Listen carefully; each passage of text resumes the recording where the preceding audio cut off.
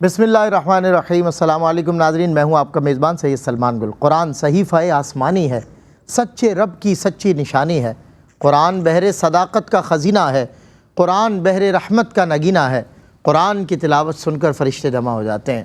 حضرت علی کرم اللہ وجہہ الکریم فرماتے ہیں کہ میں جب چاہتا ہوں کہ میں اپنے رب سے بات کروں، میں اپنے رب سے مخاطب ہوں، تو میں نماز پڑھتا ہوں، اور جب میں یہ چاہتا ہوں کہ میرا رب مجھ سے بات کرے تو میں قرآن پڑھتا ہوں۔ اللہ اکبر۔ آج قرآن کی عظمت کے تعلق سے پروگرام روشنی میں آپ کا خیر مقدم ہے۔ کیا عظمت ہے اس کلام پاک کی! آج اگر دلیل کے طور پر کسی عظمت والے بشر کا خدائی یعنی مخلوق میں سے انتخاب کیا جائے اور کہا جائے کہ فلاں شخص کا یہ شعر ہے، اس شعر کا حوالہ فلاں شخص ہے، یا اس قول کا، یا اس مبارک قول کا، یا اس اچھی بات کا، یا اس معتبر بات پر، بات معتبر کیسے ہوتی ہے؟ حوالہ کیا ہے آپ کے پاس؟ جی حوالہ اس بات کو کرنے والا ہے، یعنی جس شخص نے بات کی ہے وہ بڑا معتبر ہے۔ تو اور عزت ذلت چونکہ ہے ہی اللہ کے ہاتھ میں، بندوں کے ہاتھ میں تو ہے نہیں، لیکن بندے بہر طور یہ سمجھ رہے ہوتے ہیں کہ ہمارے ہاتھ میں۔ بہرحال معتبر ہی ہوتا ہے، اور معزز شخص کا جملہ جب کہیں پیش کیا جائے تو اسے عزت دی جاتی ہے، کیونکہ اس کا بولنے والا عزت دار ہوتا ہے۔ اور قرآن مجید فرقان حمید کس کا کلام ہے؟ اللہ اکبر، تمہید طویل ہو جائے گی، ورنہ میں آپ کو کئی مثالیں پیش کرتا ہوا رب تعالیٰ تک لے کر جاتا۔ اور ہمیں تو سب سے پہلے رب تعالیٰ کے حضور کھڑا ہونا، ہماری پہلی ترجیح جو ہے وہ اللہ رب العزت، اور پھر قرآن مجید فرقان حمید کے بعد یہاں تک فقہا فرماتے ہیں کہ کوئی حدیث مستند ترین ہو، بخاری کی ہو، مسلم کی ہو، لیکن اس کا اگر قرآن مجید فرقان حمید سے تضاد ہو جائے تو اس حدیث کو رد کر دیا جائے گا، کیونکہ یہ کلام اللہ رب العزت کا کلام ہے۔ اس کی عظمت یہ ہے کہ اس میں شفا ہے، جزا ہے، عطا ہی عطا ہے۔ اس کا پڑھنے والا، اس کو سمجھنے والا نہ دنیا میں ٹھوکر کھاتا ہے، نہ آخرت میں اس کی ذلت ہو سکتی ہے، کیونکہ یہ قرآن عزت والا ہے۔ اس کو جو عزت دیتا ہے سینے سے لگاتا ہے، قرآن فہمی جس کو آتی ہے، جو اس کے لیے کوشاں ہے، اللہ رب العزت اس پہ اپنی عنایات اور رحمتوں اور عزتوں برکتوں کی بارشیں فرماتا ہے۔ رب تعالیٰ سے جوڑنے والا رب کا کلام، ہماری زندگیوں کو سنوارنے والا رب کا کلام، ہمیں برکتیں دینے والا رب کا کلام۔ آج اس کلام کی عظمت کے حوالے سے ہم بات کریں گے، اور پھر اس کی فصاحت و بلاغت۔ اللہ اکبر، وما ينطق عن الهوى ان هو الا وحی یوحى۔ یہ نبی کچھ نہیں کہتے مگر جو ان پر وحی ہوتی ہے، یعنی اللہ کا کلام رسول اللہ کے ذریعے لوگوں تک پہنچا۔ اور جب رسول اللہ خطبہ فرماتے، تیرے آگے یوں ہیں دبے لچے فصحاء عرب کے بڑے بڑے، کوئی جانے منہ میں زبان نہیں بلکہ جسم میں جان نہیں۔ آئیے قرآن مجید فرقان حمید کی فصاحت و بلاغت کے سوال سے میں پہلا آغاز کر رہا ہوں پروگرام کا۔ ملک پاکستان کے جید مستند علماء کرام مفتی خرم اقبال رحمانی صاحب تشریف فرمائیں، جناب مفتی سید زیغم علی گردیزی شاہ صاحب، آپ دونوں حضرات کا خیر مقدم ہے۔ مفتی صاحب قبلہ، آغاز قرآن مجید فرقان حمید کی فصاحت و بلاغت کے حوالے سے میں چاہتا ہوں کچھ گفتگو ہو، کیونکہ اس کی فصاحت و بلاغت تو ہمیں ویسے بھی آج بھی پڑھیں نا قبلہ، آج بھی پڑھیں تو لفظ لفظ کی وجاہت دل پر اتر رہی ہوتی ہے۔ فصاحت و بلاغت، جو فصیح و بلیغ لوگ ہیں وہ آج بھی کان پکڑ لیتے ہیں اور کہتے ہیں یہ بندے کا کلام نہیں ہو سکتا۔ آج بھی لوگوں کا یہی ظاہر ماننا ہے اغیار کا۔ کیا فرمائیں گے اس والے؟ بسم اللہ الرحمن الرحیم والصلاة والسلام علی رسولہ الکریم، اما بعد۔ قرآن کی فصاحت و بلاغت کی بلا شبہ بات ہو رہی ہے۔ آپ نے بھی بڑا فصیح و بلیغ ابتدائیہ دیا ہے، اور یقیناً گفتگو کرتے ہوئے بہت زیادہ محتاط بھی رہنا چاہیے جب بات قرآن کی ہو، دین کی ہو، تو کوئی بھی ایک ایسا جملہ ہماری زبان سے نہ نکلے جو غیر محتاط ہو۔ قرآن مجید فرقان حمید کے حوالے سے جس سے آپ نے خود ارشاد فرمایا کہ جب بات فصاحت و بلاغت کی ہو تو پہلے دیکھا جائے گا کلام کی نسبت کس کی طرف ہے، کس کی طرف؟ جب کلام ہی کلام اللہ ہے، اور اللہ عز و جل چونکہ تمام مخلوقات اس کے سامنے تو اس کی مخلوق ہی ہیں، وہ تو سب کا خالق ہے، تو اس کا کلام بھی سب سے افضل، برتر اور اعلیٰ ہے۔ بے شک۔ پھر فصاحت و بلاغت کے حوالے سے اگر دیکھا جائے تو قرآن کا تو اعجاز ہی اعجاز ہے۔ جس سمت میں دیکھیں قرآن نے اپنے ماننے، جو نہ ماننے والے تھے ان کو معجز ہی کر رکھا، ان کو عاجز ہی کر رکھا، اور قرآن ہمیشہ فوق ہی رہا، ہمیشہ غالب ہی رہا۔ فصاحت و بلاغت کے حوالے سے خاص طور پہ اس لیے گفتگو کی جاتی ہے کہ جس سوسائٹی میں یا جس علاقے میں قرآن مجید فرقان حمید نازل ہو رہا تھا وہ عربوں کا علاقہ تھا، صحیح۔ اور عرب اپنی زبان دانی میں اتنا زیادہ اپنے اوپر فخر کیا کرتے تھے کہ دوسروں کو اجمی کہا کرتے تھے۔ کسی بولنا تو ہمیں ہی آتا ہے، باقی سارے کے سارے گنگے ہیں۔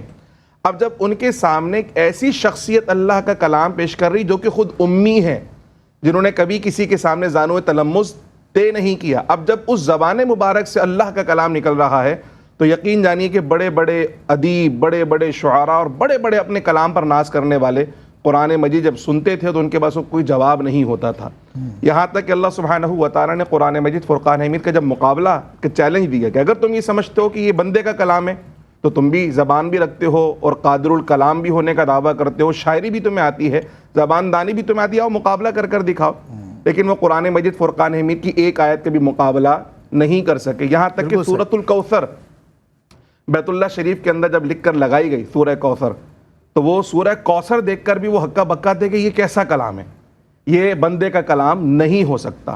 پھر قرآن مجید فرقان حمید نے جب اپنا بیان کیا، اس بیان کے اندر میں بہت ساری ایسی چیزیں نظر آتی ہیں کہ جو دیگر کتابوں سے ہٹ کر نظر آتی ہیں، خاص طور پر اس کے اندر اسلوب، ایک ایسا اسلوب بیان کیا گیا کہ جو ہر سطح، ذہنی سطح رکھنے والے افراد کو اپیل کرتا ہے، صحیح، جو بہت بلند سوچ رکھنے والے ہیں ان کو بھی اپیل کرتا ہے، جو درمیانی سوچ رکھنے والے ان کو بھی اس کے اندر علم کا مزہ آتا ہے، اور جنہیں کچھ بھی نہیں آتا وہ جب اس کے کلمات ادا کرتے ہیں زبان سے تو انہیں بھی لطف محسوس ہوا صحیح بات، بالکل صحیح فرمایا۔ میں قبلہ آپ کی بات، آپ کا کلام بالا ہوتا ہے، میں ایسے بہت سارے لوگوں کو، ایسے بزرگوں کو، اپنے بڑے معتبر ترین بزرگوں کو جانتا ہوں جو کہتے ہیں ہم نے قرآن نہیں پڑھا، ہم نہیں پڑھ سکے، لیکن اللہ کی قسم اس کو سننے میں اتنا مزہ آتا ہے، بلا شبہ اتنی محبت ہے اس سے جس کی کوئی حد نہیں۔ پھر قرآن مجید فرقان حمید کو فصاحت و بلاغت کے اعتبار سے اگر اس جہت میں دیکھیں کہ اللہ سبحانہ و تعالیٰ نے کئی مسائل کو مثالوں کے ذریعے بیان فرمایا، تو جو مثالیں اللہ عز و جل نے قرآن مجید فرقان حمید میں ارشاد فرمائی، انسان حیران و پریشان ہے کہ یہ کیا شاندار مثال بیان کی۔ خاص طور پہ اگر پردے کے مسائل کو دیکھیں،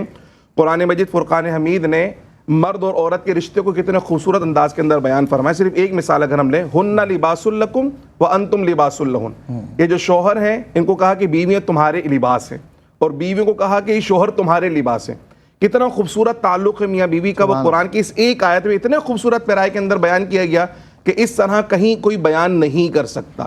قرآن مجید فرقان حمید پر اعتراض کرنے والوں نے بہت سارے اعتراضات ڈھونڈنے چاہے، اس زمانے کے لوگوں نے بھی ڈھونڈنے چاہے اور بعد والوں نے بھی، لیکن اللہ سبحانہ و تعالیٰ کا کلام ہمیشہ غالب ہو کر رہا۔ ایک روایت ہمیں ملتی ہے کہ رسول اللہ صلی اللہ علیہ وسلم کے زمانے میں کفار نے جب بڑا غور و فکر کیا کہ اس میں کوئی ایسی چیز نکالیں جو عربی کے قواعد کے خلاف ہمیں نظر آئے، جو فصاحت و بلاغت کے خلاف نظر آئے، تو بہت چھان بین کرنے کے بعد 3 کلمات انہیں ایسے نکلے، ایسے ملے جو وہ کہتے تھے کہ یہ بلاغت کے اوپر پورے نہیں اترتے۔ اس میں ایک کبار تھا، ایک حضوبہ تھا اور ایک عجاب تھا۔ یہ قرآن کے 3 کلمات نکلے، اور نے رسول اللہ صلی اللہ علیہ وسلم سے فرمایا کہ یہ 3 کلمات ایسے ہیں جو آپ کہتے ہیں قرآن بڑا فصیح و بلیغ ہے، یہ بلاغت پہ پورے نہیں اترتے۔ تو آپ صلی اللہ علیہ وسلم نے فرمایا کہ بھئی تم کسی کو اپنا منصف بنا لو، اسے لے کر آ جاؤ، پھر ہم فیصلہ کروا لیتے ہیں۔ صحیح، وہ ایک بڑے عمر رسیدہ شخص کو جس سے بہت زیادہ عربی آتی اس کو لے کر آئے۔ جب وہ حضور کے دربار میں آیا، وہ بیٹھنے لگا تو سرکار نے فرمایا یہاں نہیں، یہاں بیٹھ جاؤ۔ وہ پھر بیٹھنے لگا، حضور نے پھر کھڑا کیا، یہاں نہیں، یہاں بیٹھ جاؤ۔ 3 دفعہ جب سرکار نے اس کو اٹھنے بیٹھنے کو کہا تو وہ کھڑا ہو گیا۔ اس نے کہا انا شیخ کبار اتتخذنی حضبا ھذا شیء عجاب۔ وہ 3 کلمے جس سے وہ عرب قرآن کے اندر غیر فصیح اور بلیغ سمجھتے تھے، جس کو منصف بنا کر لے کر آئے، اس کی اپنی زبان پر اللہ نے وہ 3 کلمات جاری فرما دی۔ تو قرآن اس زمانے کے اندر بھی معجزہ تھا، اور آج بھی رسول اللہ صلی اللہ علیہ وسلم کے زندہ و جاوید معجزہ ہے۔ اللہ اکبر، اللہ اکبر۔ حضور مجھے وہ آیت قرآنی یاد آتی ہے، لو انزلنا القرآن علی جبل لرأیتہ، لو انزلنا حاضل، معذرت چاہتا ہوں، لو انزلنا حاضل القرآن جبل لرأیتہ خاشعا متصدعا۔ مجھے اچانک یہ بات یاد آئی، جب آپ فصاحت و بلاغت کی بات کر رہے تھے تو ہمیں قرآن کی وجاہت اور قرآن کی آپ سمجھیں کہ ایک طرح سے اس کی جو عظمت ہے اور اس کی توقیر ہے یہ سنائی دیتی ہے کہ اگر یہ پہاڑوں پر بھی نازل ہوتا ہمیشہ تو ریزہ ریزہ ہو جاتا پہاڑ۔ قلب اطہر مصطفیٰ صلی اللہ علیہ وسلم کی تقویت کا عالم ہماری فہم کیا لگا سکے کہ جس پر پورا قرآن نازل ہو گیا۔ اللہ اکبر، اللہ اکبر۔ حضور مجھے یہ بتائیے گا کہ اس کا شان نزول قرآن فہمی کی روشنی میں سمجھنا چاہتا ہوں، شان نزول کے تعلق سے قرآن۔ بسم اللہ الرحمن الرحیم، اللہم صلی علی محمد وعلی آل محمد وبارک وسلم۔ بہت شکریہ سلمان بھائی۔ قرآن کریم کی فہم و فراست کے لیے، اس کو سمجھنے کے لیے جن علوم کا جاننا ضروری ہے ان میں سے ایک شان نزول کا علم ہے، اور یہ قرآن فہمی کی بنیادی شرط ہے۔ جب تک اس کو نہ جانا جائے، اور اس سے مراد یہ ہے کہ آیات کریمہ کا بیک گراؤنڈ کیا ہے، کس موقع پہ نازل ہوئی، کیوں نازل ہوئی، کس تعلق سے ان کا نزول ہوا، اس کو جاننا یہ شان نزول کا علم کہلاتا ہے۔ قرآن کریم کی بنیادی طور پر 2 اقسام آیات مبارکہ کی گئی ہیں۔ ایک وہ آیات بینات ہیں کہ جن کا کوئی پس منظر نہیں ہے اور کسی خاص موقع کے لیے نازل نہیں ہوئی، کسی خاص واقعے سے متعلق ان کا نزول نہیں ہے، یا کسی سوال کے جواب میں وہ نازل نہیں ہوئی. جس طرح قرآن کریم میں فرمایا کہ واقیم الصلاۃ، نماز قائم کرو، تو یہ خاص کسی تناظر میں یا کسی خاص بیک گراؤنڈ کے ساتھ نازل نہیں فرمائی گئی. مطلب کچھ آیات ایسی جن کا پس منظر نہیں ہے، احکام کے لیے نازل فرمائی گئی، احکام کے لیے نازل فرمائی گئی. اور بعض آیات وہ ہیں کہ جن کا ایک خاص پس منظر ہے. اور قرآن کریم کی کثیر آیات مبارکہ ہیں کہ جو ایک خاص تعلق سے نازل ہوئی، اور جب تک اس تعلق کو، اس بیک گراؤنڈ کو جان نہ لیا جائے، اس آیت کریمہ کا مفہوم ہمیں سمجھ نہیں آتا. قرآن کریم کا جو شان نزول کا جو معاملہ ہے، یہ جو علم ہے، یہ اتنا اہمیت والا ہے کہ صحابہ کرام اس کو باقاعدہ سیکھا کرتے تھے، سکھایا کرتے تھے. حضرت عبداللہ ابن مسعود رضی اللہ تبارک و تعالیٰ عنہ آپ قسم اٹھا کر فرماتے تھے کہ قسم اس ذات کی کہ جس کے علاوہ کوئی معبود نہیں ہے. قرآن کریم کی از اول تا آخر جتنی آیات بینات ہیں، اور فخری انداز میں فرماتے تھے کہ مجھے ہر آیت سے متعلق معلوم ہے کہ کون سی آیت کس موقع پہ کس سبب سے نازل ہوئی ہے، اور اس کی تشریح کیا ہے، اس سے مراد کیا ہے، اس کا مفہوم کیا ہے. ان ساری چیزوں سے متعلق فرمائے کہ اللہ کے رسول صلی اللہ علیہ وسلم نے ہمیں تعلیم عطا فرمائی. پھر ہم اگر اس کے بغیر قرآن فہمی کو اگر ہم چاہیں کہ قرآن سمجھیں، قرآن سے ہم استفادہ کریں، تو یہ ناممکن ہے. کیونکہ اگر شان نزول کا علم ہمارے سامنے نہیں ہوگا تو پھر ناسخ و منسوخ کے معاملات ہمارے سامنے نہیں آئیں گے. کون سی آیت کریمہ ناسخ ہے، کون سی منسوخ ہے، کون سی آیت کریمہ کا حکم باقی ہے. جس طرح قرآن کریم میں اگر ہم ناسخ و منسوخ کی بحث سے متعلق دیکھیں تو کئی آیات ایسی ہیں کہ جن کی تلاوت باقی ہے لیکن حکم منسوخ ہو چکا ہے. بالکل صحیح. ایک طرف وہ آیات بینات ہیں اور دوسری طرف ان کی ناسخ آیات بینات ہیں. یہ دونوں اگر قرآن کے پڑھنے والے کے لیے اور سمجھنے والے کے لیے دونوں سامنے ہوں گی اور شان نزول نہیں ہوگا پیش نظر، تو وہ تذبذب کا شکار ہو جائے گا. جس طرح قرآن کریم میں میراث، وصیت کی جو فرضیت ہے اس سے متعلق آیت بینات موجود ہیں، اور دوسری طرف میراث سے متعلق بھی موجود ہے. قرآن کریم میں فرمایا کہ کتب علیکم اذا حضر احدکم الموت ان ترک خیرا الوصیہ. یہ وصیت کی فرضیت جو ابتدائی زمانے میں تھی کہ تم میں سے کوئی بھی شخص اس کا انتقال اس کیفیت میں ہو کہ اس کے پاس وصیت موجود ہونی چاہیے. صحابہ کرام فرماتے ہیں کہ ہم کوئی ایسی رات نہیں گزارتے تھے کہ ہمارے سرانے کے نیچے وہ ہماری وصیت نہ لکھی ہو. لیکن اب اس کو منسوخ فرمایا گیا اور آیات میراث نازل فرمائی گئی کہ تمہارا جو ترکہ ہے وہ بیٹے کے لیے اتنا ہوگا، بیٹی کے لیے، والدین کے لیے. اگر عورت انتقال کرے گی تو اس کا شوہر کا حصہ کتنا ہوگا. یہ ساری چیزیں بیان فرما دی گئی. اب آیت باقی ہے، لیکن اگر سرسری طور پر صرف عربی دانی کی وجہ سے کوئی اگر اس کو سمجھنے کی کوشش کرے گا، جس طرح آج ایک فتنہ اس کو پھیلا دیا گیا کہ قرآن سمجھنے کے لیے کسی تفسیر کی، کسی عالم کی ضرورت نہیں ہے، عربی جاننا ضروری ہے. دور ہو جائیں. استغفر اللہ. آپ عربی سیکھ لیں، قرآن فہمی آپ کو آ جائے گی، تو یہ ناممکن ہے. وہ قرآن کی آیات کو سامنے رکھ کے تذبذب کا شکار ہو جائے گا. حضرت عمر فاروق رضی اللہ تبارک و تعالیٰ عنہ، آپ ایک مرتبہ حضرت ابن عباس سے آپ نے پوچھا، آپ نے فرمایا کہ حضور کی جو حدیث مبارکہ ہے کہ امت میں قتال ہوں گے، لوگ ایک دوسرے کی جانیں ماریں گے، تو ایک قرآن ہے، ایک رسول ہے، ایک دین ہے، ایک قبلہ ایک ہے، تو پھر اختلافات اتنی شدت کے کیوں ہوں گے؟ تو حضرت عبداللہ ابن عباس نے فرمایا کہ وجہ یہ ہوگی کہ آج تو ہم قرآن کا نزول ہوتا ہوا دیکھتے ہیں، ہمیں پتہ ہے کہ کون سی آیت کس موقع پہ نازل ہوئی، لیکن ایک زمانہ ایسا آئے گا کہ اسباب نزول جو ہے، شان نزول، اس کو لوگ بھلا بیٹھیں گے، اس طرف توجہ نہیں کریں گے، اور قرآن کریم کے نزول سے متعلق انہیں خبر نہیں ہوگی. اختلافات بڑھیں گے، اپنی اپنی تشریحات ہوں گی، اپنی اپنی تفسیر کی جائے گی، تو پھر اس کی وجہ سے تنازع پیدا ہوگا، مباحثے شروع ہو جائیں گے، مناظرے شروع ہو جائیں گے، اور فرمایا کہ کیفیت یہ ہوگی کہ لوگ ایک دوسرے کے ساتھ قتال کریں گے. تو جب اگر قرآن کی آیات کا شان نزول ہمارے سامنے نہیں ہوگا تو ظاہر ہے پھر امت میں بگاڑ پیدا ہوگی.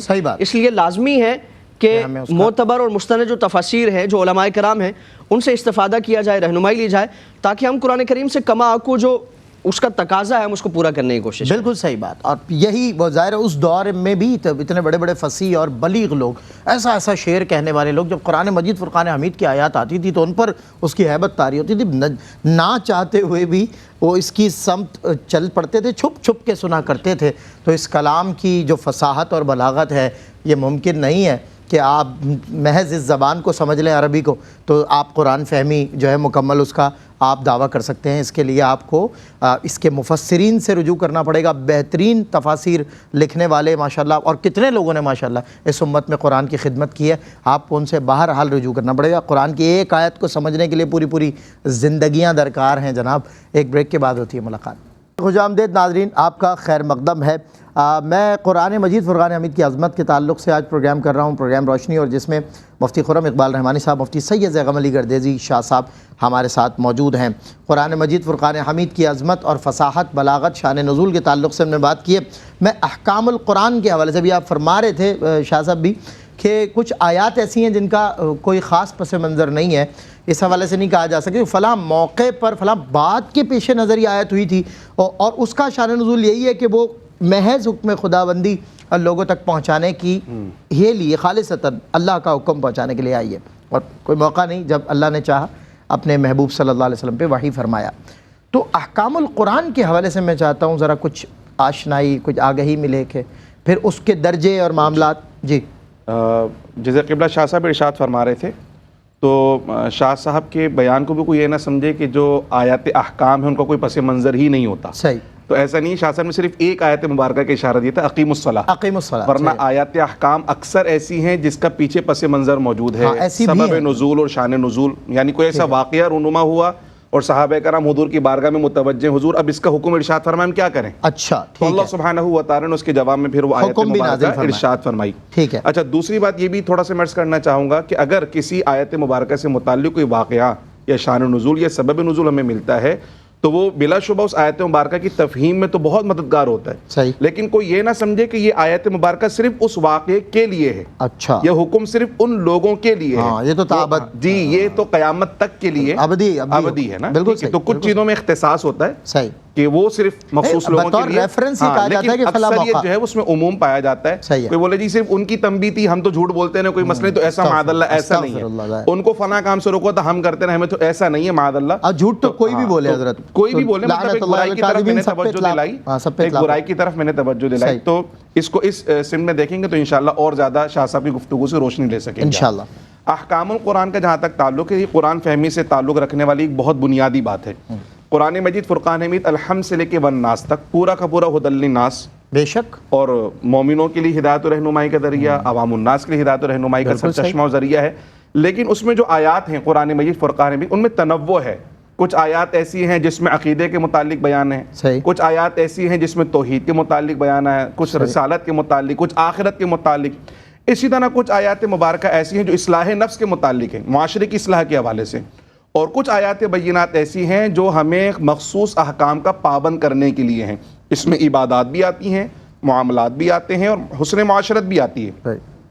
تو قرآن مجید فرقان حمید کی وہ آیات بینات جس میں اللہ سبحانہ و تعالیٰ نے اپنے بندوں کے لیے کوئی حکم نازل فرمایا، اب حکم کی کیفیات ہیں، فرض کی کیفیت ہے، واجب ہے، مستحب ہے، وہ قرآن مجید فرقان میں حلال ہے، حرام ہے، تو وہ آیات بینات جس میں اس طرح کے احکامات نازل کیے گئے ہوں انہیں آیات احکام کہا جاتا ہے۔ صحیح، اور محققین نے جب ان آیات پر غور و فکر کیا تو کچھ مفکرین نے آیات کی تعداد حکم کے متعلق مختلف بیان کی، لیکن یہ بات اکثر محققین نے کہی کہ 500 آیات بینات قرآن مجید فرقان حمید کی ایسی ہیں جنہیں خاص طور پہ آیات احکام کہا جاتا ہے، جن میں خاص طور پہ احکام عبادات کے بھی آئے ہیں، نکاح، طلاق، عدت، معاشرت، یہ سارے کے سارے احکام ہمیں اس کے اندر ملتے ہیں، اور اس پر باقاعدہ مفسرین نے کام بھی کیا ہے۔ تو جب ہم شریعت کے اندر کوئی حکم دیکھتے ہیں کہ یہ فرض ہے تو اس فرض کا سورس ہمیں کہاں سے ملے گا؟ قرآن مجید فرقان حمید کی طرف سے۔ اسی طرح اگر ہم دیکھتے ہیں یہ حلال ہے تو اس حلال کا سب سے پہلا جو ہمیں زاویہ نظر آئے گا وہ کہاں نظر آئے گا؟ قرآن مجید فرقان حمید میں۔ کوئی چیز حرام ہے تو اس کی سب سے پہلی دلیل کہاں سے دیکھنی ہے؟ قرآن مجید فرقان حمید میں۔ تو ان تمام تر احکامات کو اگر شریعت امت پر اگر لاگو کی جائے گی تو اس کا بنیادی ذریعہ وہ آیات احکام ہوں گی، ان میں تتبر، غور و فکر کر کر اس کے اندر جو احکامات بیان کیے گئے اس کی روشنی کے اندر جو ہے ان احکام پر عمل کیا جائے گا۔ اب بزرگوں نے جیسے حضرت امام ابوبکر جساس رحمۃ اللہ علیہ، انہوں نے تفسیر لکھی باقاعدہ احکام القرآن، علامہ قرطبی نے باقاعدہ احکام القرآن کے اوپر، اور بھی کئی بزرگوں نے لکھی۔ اس کا بنیادی مقصد یہ تھا کہ وہ جو احکام ہیں جس کی طرف سے ہم کیا کرتے ہیں کہ ہماری طبیعت میں ہے کہ ہم واقعات کی طرف زیادہ چلے جاتے ہیں، صحیح، وہ انبیاء کرام کے واقعات، تو ہم وہ چیزیں ڈھونڈنے کی کوشش کرتے ہیں جو قرآن کی اس آیت میں نہیں تھی، ہم غور و فکر کرتے ہیں کہ یار وہ چیز کیا تھی۔ پھر قوموں کے حالات و واقعات، تو قرآن جو ہے وہ قصے کہانی کی کتاب نہیں ہے، قرآن تو ہدایت و رہنمائی کا سرچشمہ ہے۔ اس کا بھی رد ہوتا ہے، ہمارے قرآن نے صرف اتنا بیان کیا جتنی ہماری اصلاح کے لیے ضروری تھا، عبرت کے لیے ضروری تھا، اس واقعے کو اتنا ہی لیجیے۔ اور یہ بات بھی اس پلیٹ فارم سے ہم عرض کرنا چاہیں گے کہ خاص طور پہ واقعات کے ضمن میں جتنا اللہ نے قرآن کے اندر بیان کیا یا اس واقعے کی تفصیل جتنا رسول اللہ صلی اللہ علیہ وسلم نے بیان کی حدیث مبارک، بس اتنا ہی لے لیجئے، اس سے زیادہ کے اندر آپ نہ لگیے. پھر کیا ہوگا کہ آپ غیر مستند روایات کی طرف چلے جائیں گے، موضوع روایات کی طرف چلے جائیں گے، اور قرآن کے حقیقی مقصد سے دور ہو کر قصے کہانیوں کے اندر گھومتے رہ جائیں گے. پھر آپ کو اختلاف نظر آنا شروع ہو جائے گا. تو حقیقی مقصد کیا ہے قرآن کا؟ لوگوں کی ہدایت و رہنمائی. اللہ نے جو حکام نازل فرمائے وہ نافذ کر کر جو معاشرہ ہے اس معاشرے کو اللہ کے بتائے ہوئے طریقے کے مطابق چلانا ہے. کیا بات، بہت خوب. میں مفتی سید زیغم علی گردیزی شاہ صاحب کی طرف آتا ہوں، اور حضرت سے اس حوالے سے کہ مقصد حیات جو ہے اس کے حوالے سے بھی قرآن مجید فرقان حمید میں ہمیں رہنمائی ملتی ہے، بلکہ ہمیں تو تصور حیات ہی قرآن سے دیا جاتا ہے. ہمیں ضابطہ حیات، دا وے آف لائف، جس میں ڈسپلن ہے، جس میں چھوٹوں پر شفقت ہے، جس میں ظالم کا سد باب ہے، جس میں ظلم کا سد باب، اس حوالے سے بہت بہترین رہنمائی ملتی ہے. یعنی جس طرح وہ ہے نا کہ جی میرا دھاگا بھی یا میرے گھوڑے کی جو ہے وہ کیا کہتے ہیں رکاب، ہاں رسی بھی اگر کھو جائے تو میں اسے قرآن مجید فرقان حمید سے تلاش کروں. اس حوالے سے مجھے ارشاد فرمائیے گا مقصد حیات. اب یہ تو ساری باتیں وہ ہیں کہ زندگی گزارنے کے طور طریقے، ایک ہے پرسپیکٹیو آف یور لائف، آپ کی زندگی کا مقصد حیات، قرآن کیا کہتا ہے؟ سلمان بھائی، قرآن کریم میں انسان کی عظمت، فضیلت اور اس کے مقام و مرتبے کو بیان فرمایا گیا جی، اور کہیں اس کے تاج کرامت سے متعلق فرمایا گیا کہ وَلَقَدْ كَرَّمْنَا بَنِي آدم. بالکل ٹھیک. کہیں اسے احسن تقویم قرار دیا گیا، اشرف المخلوقات اس کا ٹائٹل اس کو عطا فرمایا گیا.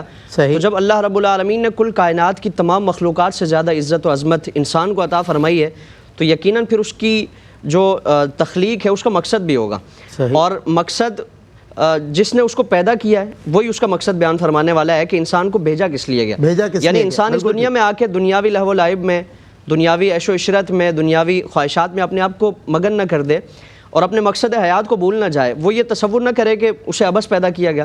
قرآن کریم میں اس کا بھی ارشاد فرمایا گیا کہ افحسبتم انما خلقناکم عبثا، کیا تم یہ خیال کرتے ہو کہ تمہیں عبث پیدا کیا گیا، بیکار پیدا کیا گیا، وَأَنَّكُمْ إِلَيْنَا لَا تُرْجَعُونَ، اور تمہیں اللہ کی طرف لوٹایا نہیں جائے گا. یعنی تمہارا زندگی کا بھیجنے کا، تمہیں یہ ساری نعمتیں عطا فرمائے جانے کا، کل کائنات کی جو بزم سجائی گئی ہے، یہ ہر شے تمہارے لیے پیدا کی گئی، ہر شے تمہاری منفعت کے لیے رکھی گئی ہے. اس کا مقصد کیا ہے اور تمہارا جو تخلیق ہے اس کا مقصد کیا ہے؟ اس کو فرمایا کہ وَمَا خَلَقْتُ الْجِنَّ وَالْإِنسَ إِلَّا لِيَعْبُدُونَ، کہ انسانوں کو اور جنات کو پیدا فرمانے کا مقصد خالصتاً وہ اس کی عبادت ہے. اس سے کوئی اور تقاضا نہیں کیا جاتا. ما اريد منهم من رزق وما اريد ان يطعمون، کہ اس سے یہ رزق کا تقاضا نہیں کیا جاتا یا اس سے کھانا کھلانے کا تقاضا نہیں کیا جاتا کہ تم نے یہ خدمت کرنی ہے، تم نے یہ معاملات ادا کرنے ہیں. خالصتاً اللہ رب العالمین کی عبادت کے لیے. اور عبادت یہ نہیں ہے کہ صرف نماز روزہ تک انسان محدود رہے، فرائض و واجبات کی پابندی یا صرف قرآن پاک کی تلاوت یا ان چیزوں سے متعلق نہیں، بلکہ زندگی کے تمام شعبہ جات. ہم کاروبار کر رہے ہیں، اس میں ہم نے عبادت کرنی ہے. عبادت کیا ہے کہ اللہ رب العالمین نے جن چیزوں کی ادائیگی کا حکم فرمایا اس کو بجا لانا ہے، جن چیزوں سے منع کیا ہے اس سے باز رہنا ہے. زندگی کے جتنے بھی ہمارے پہلو ہیں، ہم گھر میں ہیں، اللہ رب العالمین کی یہ آیت کریمہ، یہ فرمان باری تعالیٰ ہمارے پیش نظر ہو کہ اللہ تعالیٰ نے جن چیزوں سے منع کیا ہے اور جن چیزوں کی ادائیگی کا حکم فرمایا ہے اس کا خیال رکھنا ہے، یہ عبادت ہے. اور پھر اس دنیا کی بے ثباتی سے متعلق بار بار فرمایا گیا کہ اس دنیا میں تم اس طور پہ اپنا دل نہ لگا دینا کہ تم نے ہمیشہ ہمیشہ رہنا. یہ تو دنیا سراب ہے، دھوکہ ہے. صحیح بات ہے. اعلموا انما الحیات الدنیا لعب و لہو، تمہیں رب سے دھوکے میں رکھا ہے. بار بار اس چیز کا، بار بار انسان کو جو ایک غفلت و بیداری کی نیند ہے اس سے انسان کو جھنجھوڑا جا رہا ہے اور انسان کو جگایا جا رہا ہے کہ تم اس دنیاوی جو چکا چوند ہے، عارضی جو ایک روشنیاں تمہیں نظر آتی ہیں، خواہشات کا ایک سمندر تمہیں نظر آتا ہے، یہ کیا ہے؟ لعب و لہو، کہ یہ دھوکہ ہے، یہ کھیل کود ہے. وزینتن، یہ ایک بناؤ سنگار ہے. ظاہری طور پر انسان سمجھتا ہے کہ شاید زندگی اس کے ساتھ ہمیشہ وفا کرے گی. مذمت میں آیت نازل ہوئی المال والبنون زینت الحیات الدنیا. اللہ اکبر. اور اس سے آگے فرمایا نا کہ والباقیات الصالحات، کہ جو نیک اعمال ہیں وہ ہمیشہ باقی رہنے والے ہیں. کل متاع الدنیا قلیل، کہ دنیاوی زندگی وہ قلیل ہے. والآخرۃ خیر لمن اتقی، کہ آخرت وہ بہتر ہے اور ان لوگوں کے لیے جو تقوی اختیار کریں گے، پرہیزگاری اختیار کریں گے. یہ دنیا تو اتنی اس کی بے ثباتی ہے اور اتنا عارضی اور اتنا فانی یہ شے ہے. آپ صلی اللہ علیہ وسلم نے اس کی مثال بیان فرمائی کہ انسان اگر سمندر میں اپنی انگلی کو ڈال کر اس کو گیلا کرے تو جتنی تری اس کی انگلی پر لگی ہے، فرمایا کہ اس کو جو نسبت سمندر کے پانی سے ہے اس سے بھی کئی گنا بڑی وسعت اور طوالت وہ آخرت کی زندگی کی ہے. اللہ یعنی اس کو بھی کوئی اس سے نسبت حاصل نہیں اللہ اکبر. ہے. اس پانی میں جو لگنے والی تری ہے اس کو سمندر کے پانی سے کیا نسبت حاصل ہے؟ تو اس لیے دنیا بے ثبات. فرمایا کہ تم اسی طرح اپنی زندگی گزار دیتے ہو اور تمہارا آپس میں ایک دوسرے پر فخر کرنا ہے، مال و دولت کی حرص و ہوس کرنا ہے، یہ ساری چیزیں یہ فرمایا کہ دھوکہ ہے. الہاکم التکاثر، تمہیں کثرت نے ہلاکت میں ڈال دیا، خواہشات کی کثرت نے ہلاکت میں ڈال دیا. مال کی جو خواہش ایک اس کی کثرت ہے، اور جس کو حضور نے بیان فرمایا کہ انسان کا پیٹ کبھی نہیں بھرے گا اس سے. اگر ایک وادی اس کی مال و دولت کی ہے، سونے چاندی کی ہے، تو دوسری کی خواہش کرے گا. یہاں تک کہ حتی زرتم المقابر، یہاں تک کہ تم قبروں کا منہ دیکھ لو گے لیکن تمہاری یہ خواہشات کا سمندر کبھی نہیں رکے گا. اس لیے جو آخرت کا معاملہ ہے، جو ہمیشہ رہنے والا معاملہ ہے، ہمیشہ باقی رہنے والا معاملہ ہے، اس کے لیے انسان تیاری کرے، جو اس کا مقصد تخلیق ہے، مقصد حیات ہے. اگر انسان اس مقصد میں کامیابی حاصل کر لیتا ہے تو یقیناً صرف اخروی کامیابی نہیں ہے بلکہ دنیا میں بھی اللہ تعالیٰ اسے عزتوں سے مالا مال فرمائے. کیا اچھی بات، ماشاءاللہ. میں نے باعمل علماء میں اکثر علماء سے ملاقاتیں کی ہیں اور میں نے ان کے چہروں پر اطمینان دیکھا ہے. میں نے اس شعبے کے ان لوگوں کو جو واقعتاً معتبر ہیں، کیونکہ خدا کے بندے تو ہیں، ہزاروں بنوں میں پھرتے ہیں مارے مارے، میں اس کا بندہ بنوں گا جس کو خدا کے بندوں سے پیار ہوگا. تو جو اصل باعمل علماء ہیں میں ان کی بات کر رہا ہوں. آپ یقین کیجئے ان کے چہروں پر اطمینان ہوتا ہے، لالچ نہیں ہوتی، طمع نہیں ہوتی، آگے کی کوئی ہرس ہوس نہیں ہوتی. وہ اپنی زندگی میں بڑے مطمئن، بڑے شاد نظر آتے ہیں. اور ان سے ہمیں یہ نصیحت ملتی ہے کہ اللہ کی رضا میں راضی رہنا یہ دراصل مقصد حیات ہے، کہ جیسی بھی آزمائش، جیسی بھی صعوبت، جیسی بھی زندگی کے مرحلے آپ پر آتے چلے جائیں، آپ کے چہرے پر مسکراہٹ ہو اور سبحان اللہ و بحمدہ، سبحان اللہ العظیم کی آپ تسبیح پڑھتے رہیں، اللہ کی حمد بیان کرتے رہیں. رنج اچھا نہیں اور نہ ہی ملال اچھا ہے. یار جس حال میں رکھے وہی حال اچھا ہے. وقفے کے بعد ہوتی ہے ملاقات. جی ویلکم بیک ناظرین، آپ کا خیر مقدم. ایک مرتبہ پھر عظمت قرآن پر ہم بات کر رہے ہیں اور ماشاءاللہ مستند علماء. دیکھیں میں کسی طرح کا بھی سوال کرتا ہوں مگر ہمارے علماء دیکھیں کس احسن انداز سے مجھے جواب دیتے ہیں. یعنی میں عوام کا نمائندہ ہوں، کوئی بھی سوال ذہن میں آ سکتا ہے اور آپ سے متعلق سوال میں ان سے کرتا ہوں اور آپ کی نمائندگی کرتے ہیں اور علماء میری اور آپ سب کی اصلاح فرماتے ہیں. ہمارے علم میں برکت ہوتی ہے. پھر علم بھی، اللہ اکبر. قرآن مجید فرقان حمید کی بات ہو رہی ہے. قرآن مجید فرقان حمید کے بعد ہم جانتے ہیں کہ ہم پھر جب قرآن مجید فرقان حمید کے بعد اپنے احادیث کی طرف آتے ہیں، اقوال رسالت مآب صلی اللہ علیہ وسلم کی طرف آتے ہیں، پھر یہ حفظ مراتب کے ساتھ پے در پہ ہم آگے بڑھتے ہیں. وہ چیزیں کہ جن میں ہمیں یہ محسوس ہوتا ہے کہ ان میں کہیں نہ کہیں کوئی غلطی ہو رہی ہے، تو ہم پھر درجہ بدرجہ ان کتب سے ہوتے ہوئے قرآن مجید فرقان حمید تک پہنچتے ہیں اور اپنے علماء سے رجوع کرتے ہیں، اہل علم حضرات سے رجوع کرتے ہیں. پھر وہ ہماری اصلاح فرماتے ہیں. بعض اوقات دیکھیں وہ کہتے ہیں نا، فلسفی کو بحث کے اندر خدا ملتا نہیں، ڈور کو سلجھا رہا ہے پر سرا ملتا نہیں. سرا کہاں ملے گا؟ ان علماء سے ملے گا اور ماشاءاللہ مل رہا ہے. میں مفتی خرم اقبال رحمانی صاحب اور مفتی سید زیغم علی گردیزی شاہ صاحب سے ایک مرتبہ پھر رجوع کرتا ہوں اور قرآن کا نظریہ خیر و شر، یعنی مجھے پتہ ہے کہ حق اور باطل کہ تمام تر معاملات کرسٹل کلیئر قرآن نے کھول کے رکھ دی اور پھر ہمیں یہی نصیحتیں اور یہی وصیتیں ملتی ہیں کہ یہ نبی تمہیں جو دے وہ لے لو، جس سے منع کرے رک جاؤ. ارشاد فرمائیے قرآن کا نظریہ خیر و شر کیا ہے؟ سبحان اللہ سبحان اللہ. بہت خوبصورت مثال آپ نے دے دی اور مجھے بنیاد فراہم کر دی گفتگو کرنے کے لیے شاہ صاحب. جزاک اللہ حضور. میں قرآن فہمی کے حوالے سے میں بھی ایک بات عرض کرنا چاہوں گا. جیسے قبلہ شاہ صاحب نے ارشاد فرمایا، واقعتاً یہ ایک بہت بڑی بات ہے کہ آپ صرف عربی گرامر سیکھ کر قرآن سمجھنے لگ جائیں.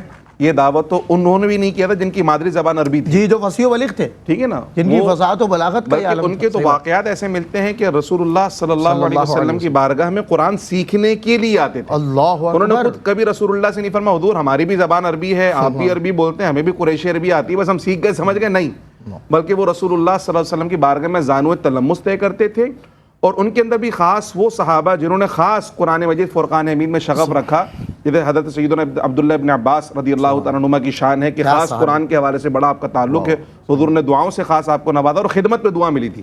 خدمت کرنے والوں کو ہی نوازا جاتا ہے. تو ان سے اکابرین صحابہ بھی رجوع کرتے تھے کہ تم بتاؤ اس بارے میں رسول اللہ کے کیا فرمان ہے. تو جو جن کی مادری زبان عربی تھی، جو عربی بولا کرتے تھے، عربوں میں رہا کرتے تھے، بڑے فصیح و بلیغ گفتگو کرنے والے، خود انہوں نے کبھی دعویٰ نہیں کہ جی ہمیں عربی آتی ہے، ہم قرآن سمجھ جائیں گے. قرآن سمجھنے کے لیے صاحب قرآن کی بارگاہ میں زانو تلمس طے کیے. تو آج یہ کیسے ممکن ہے کہ چند قواعد نحو اور صرف کے جان لیں، کچھ تراکیب آپ جان لیں، آپ سمجھیں قرآن فہمی ہمیں آ گئی ہے، تو اس زمانے میں صحابہ صاحب قرآن کی بارگاہ میں رجوع کیا کرتے تھے. آج آپ وارثان صاحب قرآن کی بارگاہ میں تشریف لے کر آئیں تو انشاءاللہ قرآن فہمی آپ کو نصیب ہوگی, چونکہ یہ نور نبوت ہے. بے شک, اور اس پر پوری زندگیاں لگائی ہیں اہل علم حضرات نے. ایسا نہیں ہے لوگ سمجھتے ہیں کہ بیٹھے بیٹھے شاید سب کچھ آ گیا. شاہ صاحب ابھی آپ نے گفتگو میں ارشاد فرمایا کہ قرآن کی خدمت کی ہے. دیکھیں تقریباً 1400 سال کا عرصہ گزر گیا ہے. بڑے بڑے علماء تفاسیر لکھ کر چلے گئے, لیکن آج تک کوئی یہ نہیں کہہ سکتا میں نے حق کی خدمت ادا کر دیا, یا قرآن میں جو کچھ تھا سب کچھ میں نے بیان کر دیا, کسی چیز کی ضرورت نہیں ہے. ایسا کوئی نہیں کہہ سکتا, بلکہ سب کچھ لکھنے کے بعد, کئی جلدوں کے اندر لکھنے کے بعد کہتے جی ہم سے تو حق بھی ادا نہیں ہوا. قرآن کا جو بحر ذخار ہے وہ اسی طرح رواں دواں ہے, ہم تو کچھ بھی اس میں سے حاصل نہیں کر سکے. تو یہ تو قرآن کی مہربانی کہ قرآن نے ہم سے خدمت لی. ہم نے قرآن کی خدمت نہیں کی, بلکہ اللہ نے کرم کیا, قرآن نے ہم سے خدمت لے لی. تو اسی طرح قرآن مجید فرقان حمید کے نزول سے جہاں بہت سارے مسائل انسانیت کے حل ہوئے, وہیں ایک بڑا مسئلہ ہے خیر اور شر کے تعین کا. بالکل صحیح. چونکہ انسان جب مطلق العنان بنا ہوا ہے تو پھر جو اس کو اچھا لگتا ہے وہ خیر ہے, اور جو اس کو برا لگتا ہے وہ اس کے لیے شر ہے.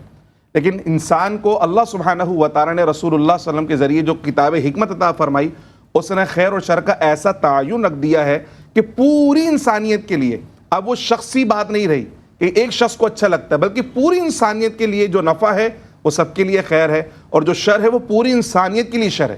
یعنی صرف مسلمانوں کا بھی تعین نہیں رہا اس میں کہ جی مسلمانوں کے لیے خیر مسلمانوں کے لیے شر, بلکہ چونکہ اللہ سبحانہ و تعالی خالق الانسان ہے, تمام انسانوں کو خلق فرمایا, بنانے والا, تو جو ہدایت آئی ہے وہ عالمی ہدایت ہے, آفاقی ہدایت ہے. تو خیر بھی آفاقی خیر ہے اور شر بھی آفاقی شر ہے. اب یہ اختصاصی نہیں ہوتا. پھر اللہ سبحانہ و تعالی نے اس خیر اور شر کے حوالے سے خاص طور پہ انسان کو ہی مرکز قرار دیا. فرمایا کہ جو انسان ہے اس کو ہم نے سمجھنے اور سوچنے کی صلاحیت عطا کی, اس کو اختیار بھی ہم نے عطا کیا. اب یہ اس کے اوپر ہے کہ وہ اس کی تربیت کرے اور خیر کے راستے پر گامزن ہو جائے. خیر کیا ہے؟ اللہ کی فرما برداری. اور شر کیا ہے؟ اللہ کی نافرمانی. خیر کیا ہے؟ رسول اللہ کی اطاعت و فرما برداری. شر کیا ہے؟ رسول اللہ کی نافرمانی. اس کیفیت میں رکھے تو فرمایا فَأَلْهَمَهَا فُجُورَهَا وَتَقْوَاهَا قَدْ أَفْلَحَ مَنْ زَكَّاهَا وَقَدْ خَابَ مَنْ دَسَّاهَا. جس نے اس کا تزکیہ کیا, تزکیہ کا معنی ہی کیا ہے؟ نشوونما کرنا, پاک کرنا اور بڑھانا. بالکل. تو تمام رذائل سے پاک کر کے نشوونما کر کے نیکی کی راستے پہ بڑھانا. کہا جو اس طرف بڑھے گا پھر اللہ سبحانہ و تعالیٰ سے برکتی عطا فرمائے گا, وہ خود بھی خیر کا مرکز و محور بن جائے گا. بلکہ جب ایک شخص کی اصلاح ہو گئی تو پھر کیا ہو؟ پوری سوسائٹی کی اصلاح ہو جائے گی. ہر شخص نے اگر خیر کو اختیار کر لیا, اور یہی رسول اللہ کے زمانے میں ہم کو نظر آیا. رسول اللہ صلی اللہ علیہ وسلم کی بارگاہ میں زانو تلمس طے کرنے والے, شرف صحابیت حاصل کرنے والے, حضور کی مجلس اور محفل میں بیٹھنے والے, قرآن نے خود فرمایا کہ اس کنتم اعداء, تم تو پہلے دشمن تھے, اب کیا ہوا؟ فألف بین قلوبکم. اب رسول اللہ کی برکت سے تمہارے دلوں میں کیا ڈال دی؟ محبت ڈال دی. ایسی محبت اور ایسا بھائی چارہ کہ علاقے کا نہیں, فرما عالمی بھائی چارہ ہے. انما المؤمنون اخوہ. اب مومن دنیا کے کسی بھی خطے میں رہنے والا آپس میں کیا ہے؟ وہ بھائی ہیں, وہ اصحاب خیر ہیں. خیر کا ایسا مجموعہ ہے کہ جہاں وہ جاتے ہیں خیر کی برکتیں نازل ہونا شروع ہو جاتی ہیں. بہت خوب, ماشاءاللہ. میں مفتی سید احمد علی گردیری شاہ صاحب, میرے پاس جو 2-3 منٹ بچے ہیں, میں چاہتا ہوں اس میں ہمیں پیغام ملے. آج قرآن کا پیغام, عظمت قرآن کا پیغام, جو کچھ گفتگو ہوئی اسے آپ کنکلوڈ فرمائیں. سلمان بھائی, پہلے جو پہلا سوال تھا اس میں ایک چیز رہ گئی تھی, میں اس کو شامل کرنا چاہوں گا. حضرت عمر فاروق رضی اللہ تبارک و تعالیٰ عنہ کا زمانہ, یعنی آج تو ہم صدیاں بعد, آج اگر کوئی یہ دعویٰ کرے کہ قرآن صرف عربی سیکھنے کی وجہ سے اس کی قرآن فہمی وہ ممکن ہو جاتی ہے, حضرت عمر فاروق کے دور میں ایک جماعت نے جو نو مسلم تھے تو انہوں نے شراب نوشی کی, اور جب ان کو اس جرم میں پیش کیا گیا حضرت عمر فاروق کے بارگاہ میں, تو انہوں نے قرآن پاک کی 2 آیات بینات سے بنیاد پکڑی, دلیل کے طور پہ وہ پیش کی. پہلی آیت مبارکہ کہ لیس علی الذین آمنوا وعملوا الصالحات جناح فیما طعموا, کہ جو ایمان اور عمل صالح والے ہیں تو ان کے لیے کوئی حرج نہیں ہے کہ اگر وہ کچھ کھا پی لیں. پھر دوسرا کہا کہ یا ایھا الذین آمنوا لا تقربوا الصلاۃ وانتم سکارا, کہ تم نشے کی حالت میں نماز کے قریب نہ جاؤ. تو ان دونوں آیات بینات سے انہوں نے دلیل پکڑی کہ قرآن میں ہے کہ جو ایمان اور عمل صالح والا ہے تو اگر وہ کچھ کھا پی لے, یعنی کچھ شراب نوشی یا دیگر اس طرح کے معاملات کر لے, تو اس پہ کوئی حرج نہیں ہے, کوئی مذائقہ نہیں ہے. حضرت عمر فاروق نے باوجود اس کے کہ آپ مجتہد تھے, آپ فقیہ تھے, آپ نے صحابہ کرام کو مجتمع فرمایا اور اس مسئلے کو ان کے سامنے پیش فرمایا کہ سب اپنی اپنی رائے پیش کرو. یعنی وہ باوجود اس کے کہ ہر صحابی حضور کا علم کا ایک بحر بے کراں ہے, لیکن اس کے باوجود حضرت عمر فاروق نے صحابہ اکرام کو جمع فرما کر یہ جب مسئلہ ان کے سامنے رکھا تو اب آیت کریمہ کا شان نزول ہونا، سامنے پیش نظر ہونا، یہ کتنا ضروری ہے۔ صحابہ اکرام نے پھر آپ کی بارگاہ میں عرض کیا کہ یہ آیت کریمہ تو اس موقع پہ نازل ہوئی ہے جب شراب کی حرمت نازل ہوئی تھی، تو اب کچھ صحابہ اکرام نے حضور کی بارگاہ میں عرض کیا کہ رسول اللہ وہ لوگ جو پہلے پیتے تھے اور شراب چونکہ حلال تھی تو اب ان کا انتقال ہو چکا ہے، اب ہمارے لیے حرام ہے، تو کیا ان کے اس عمل کی وجہ سے ان کے لیے مواخذہ ہوگا، سزا ہوگی؟ تو پھر یہ آیت کریمہ نازل ہوئی تھی کہ جنہوں نے جو ایمان والے تھے، عمل صالح والے تھے، اگر انہوں نے حلت کی صورت میں اور جواز کی صورت میں اگر اس چیز کو اپنایا تو ان پر کوئی حرج نہیں ہے۔ یعنی قرآن کریم کا اگر شان نزول سامنے نہیں ہوگا، اور یہ آیت کریمہ آج بھی قرآن میں موجود ہے، یعنی یہ ایک خاص موقع کے لیے نازل ہوئی، لیکن آج اگر اس کو کوئی بنیاد بنا کر اگر یہ کہے کہ جی قرآن میں تو یہ ہے کہ ایمان اور عمل صالح والا اگر کوئی ایسا عمل کر لے تو اس کے لیے کوئی حرج نہیں ہے۔ تو قرآن فہمی کے لیے ان علوم کا جاننا ضروری ہے، قرآن کی تفسیر، قرآن کا ترجمہ کرنے کے لیے جب تک یہ ساری چیزیں نہیں ہوں گی، اور پھر اسی کے ساتھ ساتھ ایک اور چیز کہ ہماری جو ترقی اور ہماری فلاح کامیابی کا جو ایک راز ہے وہ قرآن میں ہی پوشیدہ ہے۔ قرآن کے بغیر امت مسلمہ چاہے مادی طور پر کتنی ترقی حاصل کر لے، اللہ کی بارگاہ میں اس کی کوئی قدر و منزلت نہیں ہے، کوئی وقت نہیں ہے۔ اہل کتاب کو قرآن کریم نے ان کا تذکرہ فرما کر اور ان کی ذبح حالی اور ان کی پستی کی وجہ بیان فرمایا کہ یا اہل الکتاب لستم علی شیء حتی تقیموا التوراۃ والانجیل وما انزل الیکم من ربکم، کہ اہل کتاب تم کچھ نہیں ہو، تمہاری حیثیت کچھ نہیں ہے، تمہاری وقت کچھ نہیں ہے، اور وہ اہل کتاب کی جنہیں فضلنا علی العالمین کا ٹائٹل عطا فرمایا گیا، بنی اسرائیل کو اللہ تعالیٰ نے اس زمانے میں عالمین پر فضیلت عطا فرمائی، انہی سے متعلق فرمایا جا رہا ہے کہ تمہارا کوئی مقام نہیں ہے، تمہاری کوئی قدر و منزلت نہیں ہے جب تک تم توریت کو، انجیل کو، زبور کو، اور جو کچھ اللہ کی طرف سے تم پر نازل کیا جاتا ہے، تمہاری رشد و ہدایت کے لیے نازل کیا جاتا ہے، جب تک تم اس کو نہ اپنا لو تمہاری کوئی حیثیت اور وقت نہیں ہے، تمہاری کوئی قدر و منزلت نہیں ہے۔ تو اس آیت کریمہ کو بھی پیش نظر رکھنا چاہیے کہ اگر ہم قرآن کو نہیں اپنائیں گے، قرآن سے تعلق ہمارا مضبوط نہیں ہوگا، تو یقیناً پھر امت مسلمہ جسے اللہ رب العالمین نے اشرف المخلوقات کا ٹائٹل عطا فرمایا اور خیر امت کا ٹائٹل عطا فرمایا، قرآن سے ہی یہ ساری عظمتیں وابستہ ہیں۔ قرآن کو اگر چھوڑیں گے، وہ علامہ اقبال نے کہا تھا نا کہ وہ زمانے میں معزز تھے مسلمان ہو گئے اور تم خوار ہوئے تارک قرآن ہو کر۔ جزاک اللہ حضور آپ دونوں حضرات کی تشریف آوری کا شکریہ، بہت ساری معلومات اور بہت آسان انداز سے بہت مدلل آپ لوگ کلام کرتے ہیں، اللہ آپ کے علم میں برکتیں عطا فرمائے۔ لکھنا نہیں آتا تو میری جان پڑھا کر، ہو جائے گی مشکل تیری آسان پڑھا کر، پڑھنے کے لیے تجھ کو اگر کچھ نہ ملے تو چہروں پہ لکھے درد کے عنوان پڑھا کر، لاریب تیری روح کو تسکین ملے گی، تو قرب کے لمحات میں قرآن پڑھا کر آ جائے گا اقبال جینے کا قرینہ، تو سرور کونین کے فرمان پڑھا کر۔ السلام علیکم ورحمۃ اللہ وبرکاتہ۔